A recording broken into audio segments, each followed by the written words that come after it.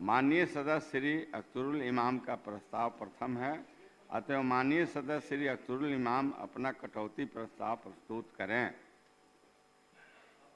माननीय अध्यक्ष महोदय, मैं मांग करता हूं कि प्रस्ताव करता हूं कि इस शीर्ष की मांग 10 रुपये से घटाई जाए। मान्य नहीं, देखिए, वो जो जांच पड़ताल उसको किया गया उसके मुताबिक वो अख्तरुल इमाम साहब का ही प्रस्ताव प्रथम है, इसलिए मैं उनको पुकारा हूँ। माननीय अध्यक्ष महोदय, इस वक्त नहीं, परिवर्तन नहीं किया गया है, अख्तरुल इमाम का ही प्रथम है।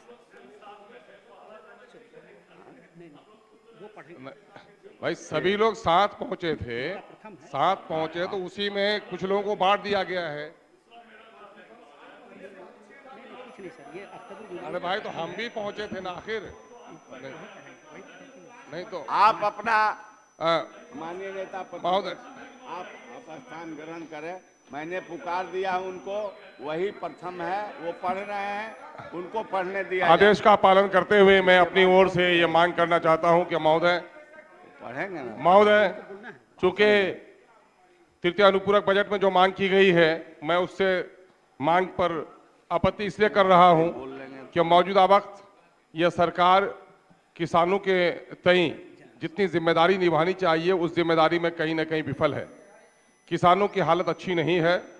यूरिया की कीमतों में इजाफा होने के नतीजे में लोगों को काफ़ी नुकसान उठाना पड़ रहा है।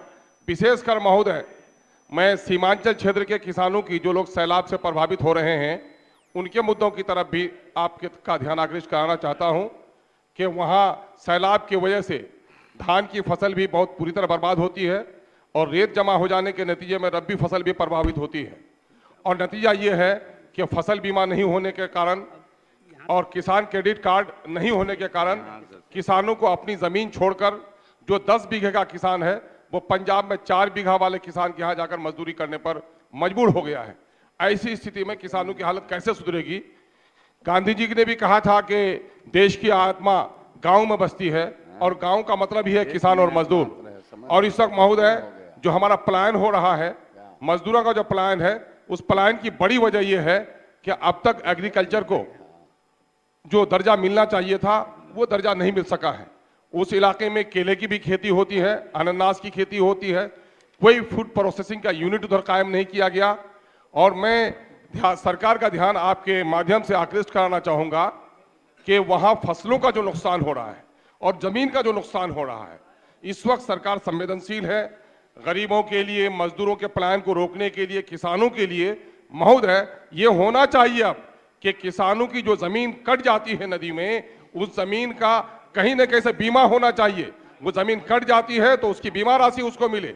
जो फसल उसकी दह जाती है, किसान निरक्षर हैं, सरकारी तंत्र इतने मुश्किल के हैं कि सारे किसानों का रजिस्ट्रेशन भी नहीं हो पाया है। एक अभियान चलाकर सारे किसानों का रजिस्ट्रेशन भी कराया जाए। माननीय सदस्य सर एक मिनट सर, सारे मिनट ही सर आपका हक बनता है। यकीनन सर, आपका उदार है सर, आपकी कर्म फरमाई सर, आपकी कर्म फरमाई। मैं निवेदन ये कर रहा हूं सर कि कम से कम वो क्षेत्र जो प्रभावित है सर, वहां के किसानों का फसल और उसकी भूमि के बीमा की बंदोबस्त की जाए। अगर जमीन कट जाती है, फसल बर्बाद हो जाती है, तो बगैर रजिस्ट्रेशन के वहां किसानों को उनके फसल और उनके जमीन की बीमा कराते हुए उनको सही समय और सुसमय और सही कीमत पर खाद उपलब्ध कराने की तवज्जो दी जाए। बहुत बहुत शुक्रिया।